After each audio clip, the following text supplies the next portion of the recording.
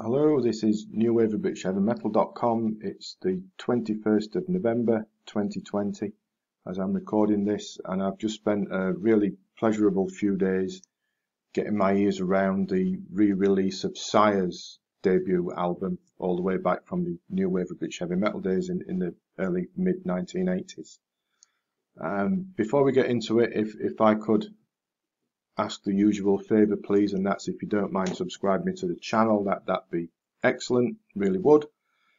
Anyway, Syar, that's what I'm going to pronounce it, S-Y-A-R. I don't know if that's correct or not, but what the hell, you'll go with it, won't you?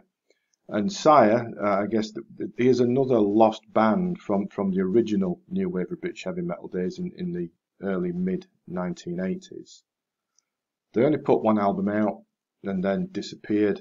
That album's recently been reissued, Death Before Dishonour, and it comes with a disc of 10 tracks that the band recorded in the studio back then that were never released. So there's two for the price of one here.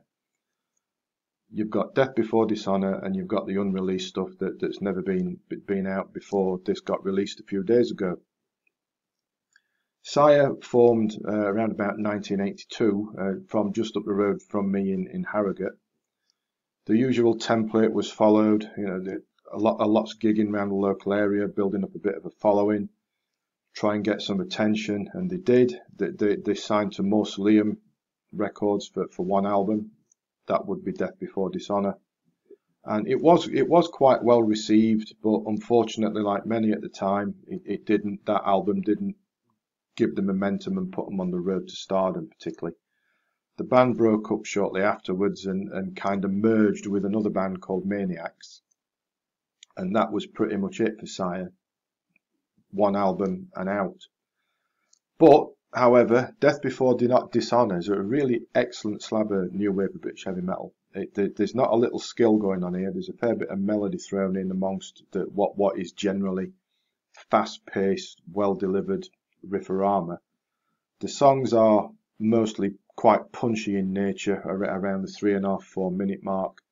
There's a mixture of the speedy slashing, chugging, cutting chords and riffs.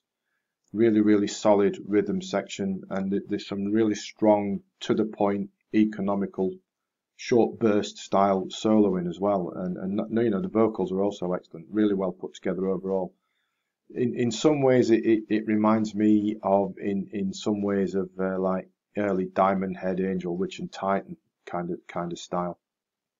Looking at some of the songs, On the Streets, proper Nawabum, hits hard, punchy, no nonsense, gallops along well. Speeder and Find the Angel a little bit more slower and moody. I'm Taking Off does take off. That's a nice little song as well. Then we get to the title cut, Death Before Dishonour. This is the standout one for me on the whole album. It's around about 6 minutes or so. The band stretch out a little bit into a sort of an epic atmospheric effort. There's plenty of changes of pace. There's some really, really fine guitar bursts going on. And the song conjures up images that relate back to the cover art of that struggle that's going on between the muscled up warrior type and that big snake serpenty thing. Really, really good song. And then we've got cuts like Trailblazer, which again are really straight between the eyes stuff. A nice meaty a nice meaty short bass intro. Then the drums come in and everything else. Really, really excellent stuff. Death Before Dishonour. Then we've got the second disc. So those unreleased 10 tracks that the band recorded in the studio, I think it was 84-ish. Never seen the light of day until this came out a few days ago. And that's similar stuff. Really, really proper, excellent, punchy, new wave of British heavy metal type stuff. And it's such a shame that circumstances didn't allow that disc to come out back then as perhaps the follow-up album to Death Before Dishonour. However, we've got 2 CDs here. Death Before Dishonour, excellent. Bonus discs of the unreleased stuff, similarly excellent as well. And it's just yet more evidence, as if it was needed, that but back then the new wave of British heavy metal era bands, there were many of them, and many of them, just like Syar, had the talent, not the breaks, unfortunately.